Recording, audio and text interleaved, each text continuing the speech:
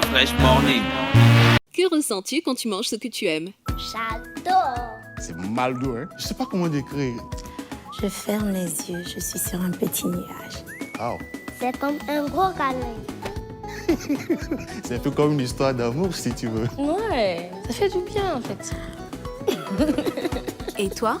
Princesse Tati, un sucre issu des meilleurs champs de canne de chez nous. Profitez dès aujourd'hui des nouveaux emballages Princesse Tati dans vos points de vente habituels. Princesse Tati? Le grand sucre. Des petits bonheurs. Fresh Morning. Vous êtes sur Urban FM 104.5, la station urbaine, et vous écoutez le Da Fresh Morning, le réveil matinal qui vous donne l'énergie, la musique et la bonne humeur. Comme tous les mercredis, on passe en mode musique africaine. Et là, on est dans l'actualité internationale avec Jean-Paul. Jean-Paul, on va parler de l'Afrique. Oui, bien sûr, du Mali en particulier, puisque c'est là-bas où les regards sont tournés depuis hier. Il faut savoir qu'aux alentours de 8 heures locales, un contingent ou un groupe de militaires se serait dirigé au camp Sundiata Keita de Kati. Kati, c'est une ville située à 15 km au nord de Bamako. Alors, ces militaires-là se seraient emparés de ce camp et ensuite auraient fait direction, seraient revenus dans la journée à Bamako avant de se rendre, bien entendu, au domicile du président Ibrahim Boubacar Keïta, où se trouvait également son premier ministre, Boubou Cissé. Et bien entendu, ils auraient été interpellés puis mis aux arrêts par les mutins. Et donc dans la journée, les informations étaient un peu confuses parce que on ne savait pas s'il s'agissait d'abord d'une mutinerie. Donc dans la matinée, des informations parfois contradictoires circulaient sur la situation réelle à Bamako.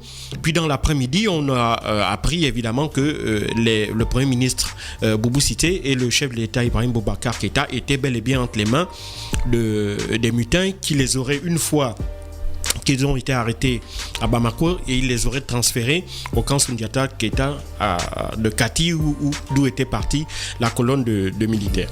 Alors dans la nuit, on a appris aux alentours de minuit heure locale, le président Ibrahim Boubacar Keïta est passé sur les ondes de l'ORTM, qui est la télé nationale malienne, où il aurait fait une déclaration dans laquelle il disait qu'il démissionnait de ses fonctions de président de la République avec effet immédiat. Il annonçait également la démission du gouvernement et la dissolution de l'Assemblée nationale. Alors, et pour ceux qui ne le savent pas, il faut se rappeler que depuis 2 mois déjà, le Mali fait face à des manifestations répétées de la société, d'un aréopage de sociétés civiles, d'opposants politiques et également de leaders religieux. La plupart de ces manifestants sont réunis dans ce que l'on appelle le mouvement M5 RFP, c'est-à-dire le mouvement du 5 juin, Rassemblement des forces patriotiques. C'est un mouvement qui a été mis à la suite des premières manifestations qui sont déroulées le 5 juin dernier, qui avaient été déclenchées par la décision de la Cour constitutionnelle qui avait invalidé une dizaine de candidatures de l'opposition en faveur des candidatures du parti au pouvoir, renforçant Est-ce que cette invalidation a été justifiée? Bon, alors pour l'opposition politique et pour la plupart des Maliens, cette validation n'était pas justifiée puisque c'est elle qui a déclenché l'ire des populations et qui avait donc plongé le Mali dans la plus grande grave crise politique depuis une dizaine d'années, depuis 2012, depuis les premiers mouvements, les premiers mouvements djihadistes au nord qui avaient entraîné le départ précipité d'Abandi Toumani Touré, la mise en place d'une transition qui avait duré un an avec le président Diokounda Traoré, qui avait ainsi abouti aux élections de 2013 avec l'arrivée au pouvoir d'Ibrahim Boubacar Keïta. Donc, c'est cette crise-là qui est née justement de cette décision de la Cour constitutionnelle. Alors, les manifestants, comme je l'ai dit, les manifestants ne sont pas que des civils. Il y a tout un groupe hétéroclite à l'intérieur duquel on a des citoyens lambda, on a des hommes politiques, on a des membres d'ONG, on a des syndicats, on a des leaders religieux, en tête desquels Mahmoud Dicko, qui était l'ancien président du Conseil supérieur musulman du Mali. Donc, il y a toute il y a tous ces groupuscules-là. Et depuis 2 mois, régulièrement, ceux-ci, donc depuis le 5 juin dernier, ils déclenchaient des manifestations à Bamako et dans la plupart des grandes villes du Mali. Et ils demandaient tout simplement la démission du président Ibrahim Boubacar Keïta, qu'ils estimaient être d'abord incapable de régler la situation sécuritaire du pays. Il faut savoir que depuis l'arrivée des troupes françaises en 2012 au Mali, et malgré la mise en œuvre l'année dernière de la force G5 Sahel, le Mali fait toujours face à des attaques répétées des groupes djihadistes. Il ne faut pas oublier qu'il y a 2 semaines, 5 soldats maliens avaient été tués ainsi que 5 autres blessés. En début d'année, c'était une 60aine qui avait été attaquée dans un camp militaire au centre du pays, causant la mort d'une 60aine de soldats maliens. Donc, régulièrement, le Mali fait face à la menace djihadiste. Cette situation s'est aggravée également avec les violences intercommunautaires liées toujours à cette menace djihadiste-là entre les Peuls, et j'en ai parlé, les Peuls, les Bambara et les Dogons. Il faut pas oublier qu'il y a un groupe djihadiste qui sévit notamment au centre du Mali, qui est constitué majoritairement de Peuls, et c'est ce groupe djihadiste-là qui aurait mené des exactions dans des villages tenus par les Bambara et les Dogons.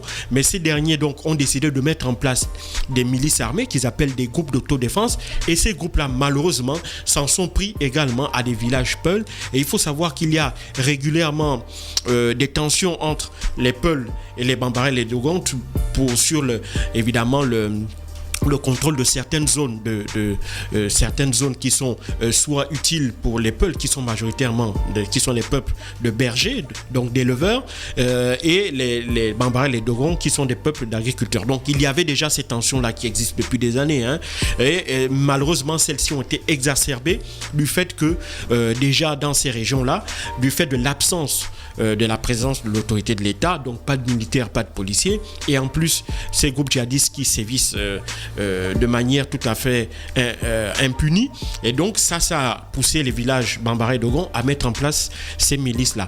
Et donc en représailles, le gouvernement, dans sa volonté de remettre de l'ordre, s'en est pris violemment à ces groupes d'autodéfense-là, et donc on a vu également des exactions commises par l'armée malienne contre des citoyens, contre des civils maliens, pour la plupart membres de ces groupes d'autodéfense-là. Donc ce qui fait qu'il y a une très forte tension intercommunautaire entre Dogon, Bambara et Peul, et tension entre certains villages et les militaires qui sont accusés d'exactions. C'est ce que dit un rapport même de la MINUSMA qui est sorti il y a un mois, qui disait que depuis le début de l'année, l'armée malienne serait responsable de la mort d'une 40aine de Maliens à la suite des affrontements qu'ils auraient eu avec ces gens-là. Donc, ce qui fait qu'il y a aussi une grave crise sécuritaire au Mali.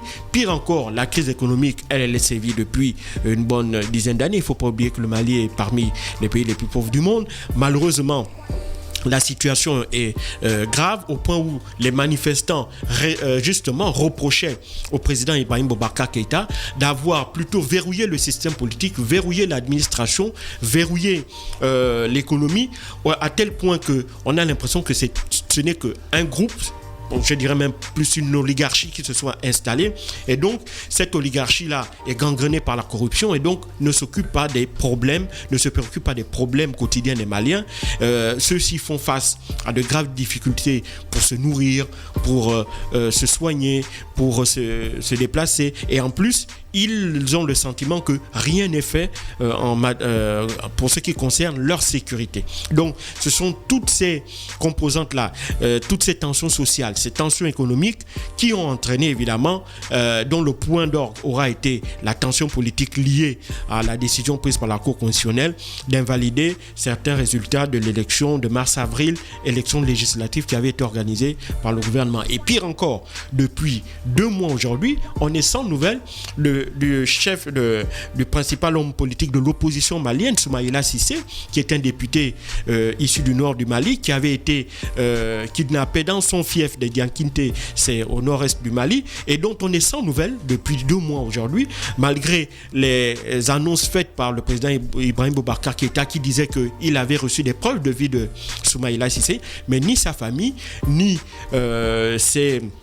les membres de son parti, ni les Maliens de manière générale. Personne ne peut dire avec exactitude où se trouve Soumaïla Cissé, s'il est en vie et dans quel état celui-ci se trouve. Et donc c'est toute cette situation-là qui a fait penser, qui a fait dire au mouvement M5 RFP que Ibrahim Boubacar Keïta est incapable n'a pas la capacité de continuer à gérer le Mali, qui est englué dans l'une des crises les plus complexes de toute son histoire, parce que je l'ai dit, elle est à la fois sociale, économique et politique, et donc ils estiment que IBK n'est plus l'homme de la situation, et ils en appellent aussi à l'émergence d'une nouvelle classe d'hommes et de femmes politiques en vue de véritablement changer, mettre en place de véritables réformes qui pourraient sortir le Mali du marasme dans lequel il est plongé depuis une dizaine d'années. Mais donc une fois que l'annonce de Ibrahim Boubacar Keïta a été faite concernant sa démission et de celle de son gouvernement ainsi que la dissolution de l'Assemblée nationale, on a appris que des militaires ont fait une allocution. Cette allocution avait été faite par le colonel Ismaël Ouagné, qui est le commandant adjoint, qui est le chef d'état-major adjoint de l'armée de l'air malienne. Celui-ci a parlé au nom du Comité national de salut public, qui est l'organe qui va organiser la transition. Il a d'ores et déjà fait savoir au nom de ses amis mutins qu'une transition dirigée par des civils serait mise en place et que celle-ci aurait pour mission principale d'organiser des élections dans les plus brefs délais. Alors, cela n'a pas apaisé la colère de la CEDEAO. Il faut savoir que la CEDEAO est penchée sur le cas du Mali depuis plus d'un mois. Il faut pas l'oublier. Depuis plus d'un mois, mais ils ne font rien. Non, ils ne font pas rien. Les Maliens qui meurent au nord et tout ça là, mais la CEDEAO n'agit pas. Mais c'est justement ce que je vais expliquer, c'est que ce coup d'État la met en réalité deux gros échecs. Pour moi, les deux gros perdants sont d'une part la CEDEAO. La CEDEAO a montré toutes ses limites dans le cadre de la gestion de crise à l'intérieur des pays, mais cela s'explique par un fait, c'est que la JP hier, ils ont réagi promptement.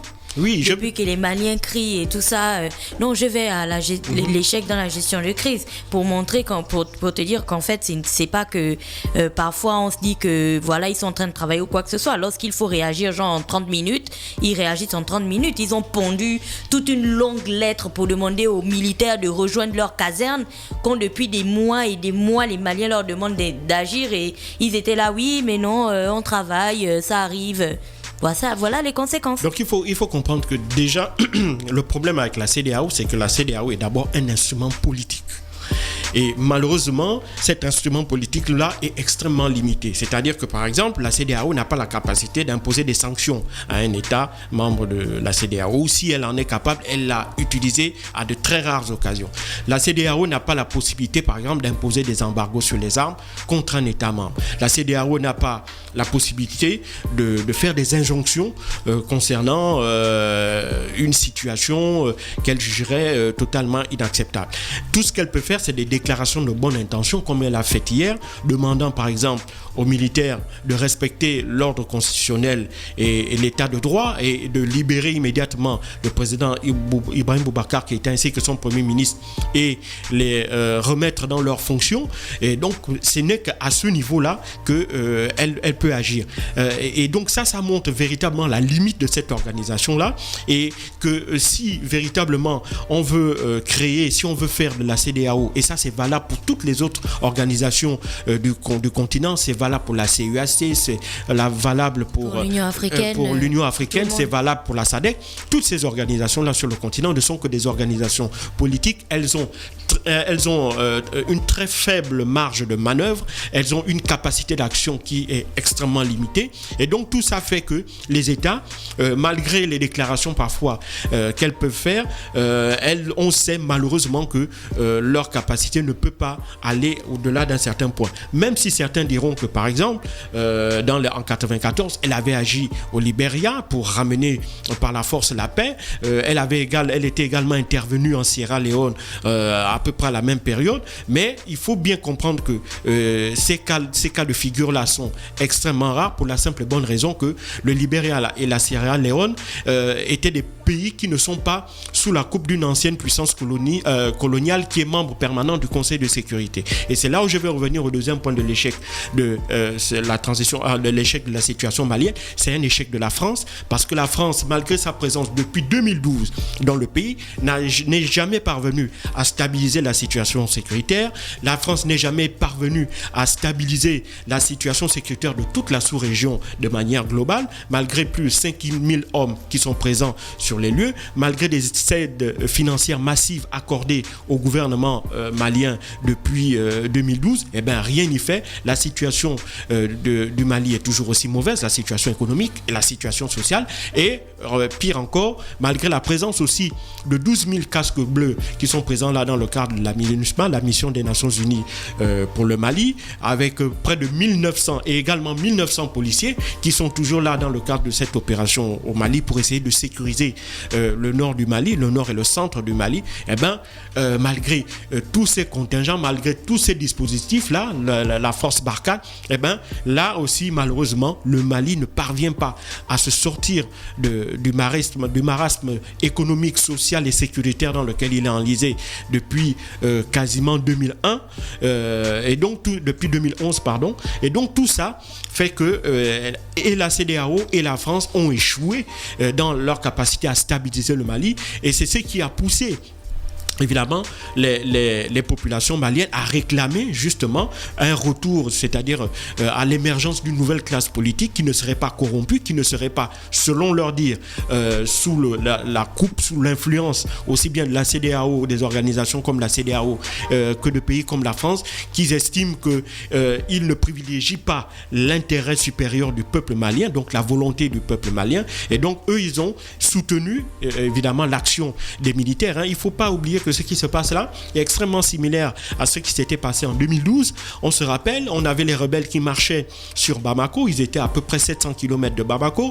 L'armée malienne ne parvenait pas à empêcher leur progression, et donc le président Amadou Toumani Touré, qui était à la fin de son deuxième mandat, lui semblait plus être dans une position d'organiser les affaires courantes jusqu'à ce que des élections présidentielles soient organisées et qu'ils transmettent le bébé rapidement à un successeur. Malheureusement, l'armée ne l'a pas entendu de la sorte, puisqu'elles estimaient qu'il y avait un manque de volonté manifeste du président de la République d'alors de leur donner les moyens pour se battre contre les djihadistes qui semaient la terreur et la désolation au Mali. Et c'est ainsi que le capitaine Sanogo avait pris le pouvoir, et on connaît la suite. Et celui-ci avait été contraint à abandonner le pouvoir, et une transition avait été mise en œuvre dirigée par Dioncounda Traoré, et à la suite de cela il y avait des élections en 2013. Déjà dans la foulée en 2012, la France était intervenue pour essayer de sauver le Mali et empêcher que cet état-là ne s'effondre, parce que c'était ce qui allait se produire. Et donc la France est intervenue et a stabilisé plus ou moins la situation, a pu repousser les groupes djihadistes qui faisaient la marche sur Bamako, mais n'a pas pu les anéantir totalement, puisque ceux-ci se sont dispersés sur une large bande territoriale qui part du Burkina Faso en passant par le Mali, le Niger, la Mauritanie, et qui descend jusqu'au Nigeria et au Tchad. Et donc il est difficile maintenant aujourd'hui à Barkhane pour pouvoir justement mettre un terme à cette situation-là. Mais donc ça, ce sont ces deux faits-là, ce sont ces deux échecs-là. Échec de la CEDEAO qui est incapable de trouver des solutions politiques. Et tiens-toi bien, Jean-Paul, ils ont comme sanction la fermeture des frontières terrestres et aériennes. Sauf que les frontières terrestres et aériennes sont fermées depuis qu'il y a le Covid. Donc, voilà. Et ça, c'est la deuxième erreur à mon sens. C'est la deuxième erreur à mon sens de la CEDEAO. C'est épais dans l'eau, d'après. La CEDEAO a pris cette position de fermeté-là, soi-disant pour empêcher que d'autres peuples, pour éviter que ça ne fasse contagion, donc pour éviter qu'il y ait un effet boule de neige, pour empêcher que d'autres peuples, eux aussi, ne soient tentés par des manifestations publiques, des manifestations populaires pour tenter de renverser des régimes en place. Or, ce n'est pas véritablement, à mon sens, la démarche qu'ils auraient dû avoir. Le Mali est un pays malade, et lorsque vous avez un voisin malade, la solidarité voudrait que vous vous penchiez sur les maux qui sont à l'origine de cette maladie-là. La CEDEAO a plutôt pris une posture politicienne, à mon sens, dans la mesure où elle a privilégié la préservation du système en place en défendant bec et ongles Ibrahim Ibrahim Boubacar Keïta au motif que celui-ci était le président légitime. C'est vrai, il a été réélu en 2018, mais il n'avait plus la confiance du peuple malien. Or, les gouvernements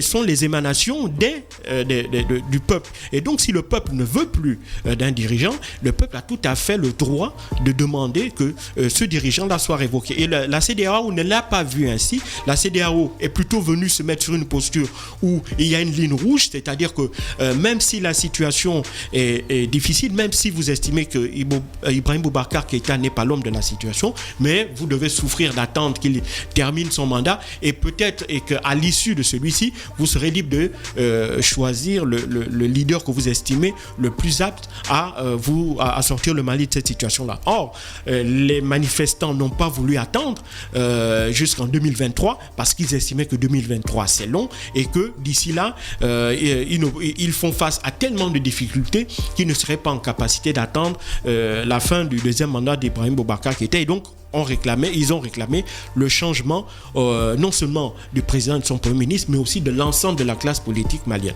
Maintenant, des interrogations demeurent. On sait déjà qui est derrière, c'est ce comité national de salut public. Ils ont dit qu'ils vont transmettre le pouvoir pour une transition à des civils. De quels civils s'agit-il? S'agira-t-il des membres du M5 RFP? Si oui, lesquels? Ce qui sera important et intéressant à regarder ici, c'est comment va se mettre en place cette transition, pour quelle durée, avec quelle personnalité. Est-ce que des personnalités de la société civile? Est-ce qu'il y aura de nouvelles personnalités issues du sérail politique local? Donc tout ça va être extrêmement important à regarder. Il ne faut pas oublier aussi qu'aujourd'hui, le Conseil de sécurité des Nations Unies, sur la demande de la France et du Niger, qui assure la présidence de la CEDEAO, va se réunir par vidéoconférence. Il y aura également une vidéoconférence entre les différents pays membres de la CEDEAO pour évidemment discuter de la conduite à tenir concernant la situation au Mali. Mais ce qui est clair, c'est que je l'ai même dit dans un article que j'ai écrit qui devra paraître dans le magazine Enoromi, j'expliquais déjà les dangers ou si tu veux, les difficultés que Ibrahim Boubacar Keïta auquel il devrait faire face et qui, à mon sens, n'allait pas lui permettre de terminer son mandat. Parce que lorsque l'on regarde l'histoire du Mali, si on va au cours des 30 dernières années, en général, à chaque fois que la rue malienne s'est levée contre un pouvoir, en général, c'est ce pouvoir-là qui a toujours fini par tomber. Merci Jean-Paul qui est avec nous ce matin sur le DaFresh Morning pour l'actualité internationale dans le réveil matinal le plus haut de la capitale sur la radio la plus haute de la capitale. Enfin, un tour en musique. Dans quelques minutes, on va retrouver Gina pour les propos introductifs, le thème du petit clin d'œil civique. DaFresh Morning.